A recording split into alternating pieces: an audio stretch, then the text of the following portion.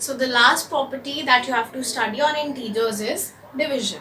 Now suppose you have two numbers n1 and n2 and उनके जो भी science हैं हम उनको देख के स्टडी करेंगे कि जो आपका क्वोशिएंट आएगा q उसका साइन क्या होगा. So if I have two numbers जिनके साइन नेगेटिव है, that means if I divide a negative number by a negative number, the quotient will be positive. So all you have to do is, suppose I have to divide -6 by -3, तो आपको कुछ नहीं करना, science को छोड़ दो, सिर्फ division करो 6 का 3 से. What do you get? 2 and sign क्या लगाना है आपको? प्लस. सो वो एज इट इज 2 ही रहेगा.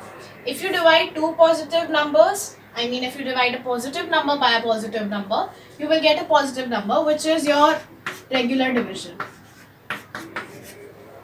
Okay. Now if you have a negative number जिसको आप एक positive number से divide कर रहे हो, तो आपको सबसे पहले डिविजन कैरी आउट करना है taking both the numbers as whole numbers. Signs छोड़ दो, सिर्फ whole numbers, that means digits को आप डिवाइड कर दो. So 6 divided by 3 is 2.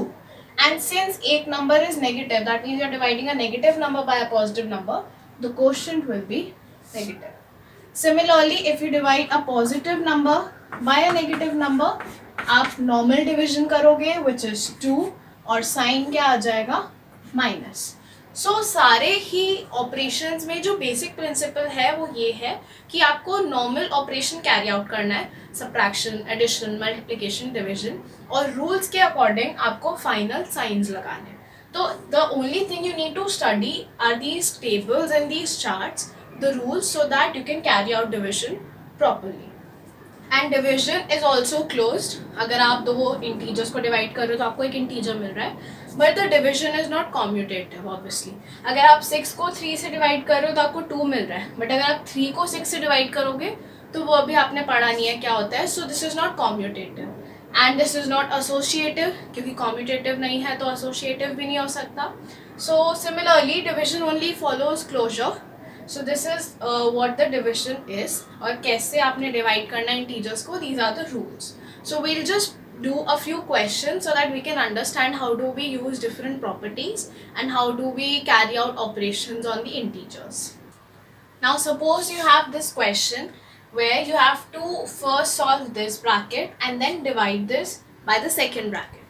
So इसमें क्या करेंगे? You know the rule BODMAS, right? तो सबसे पहले you solve the bracket, उसके बाद of, that is multiplication, उसके बाद division, multiplication, addition and subtraction.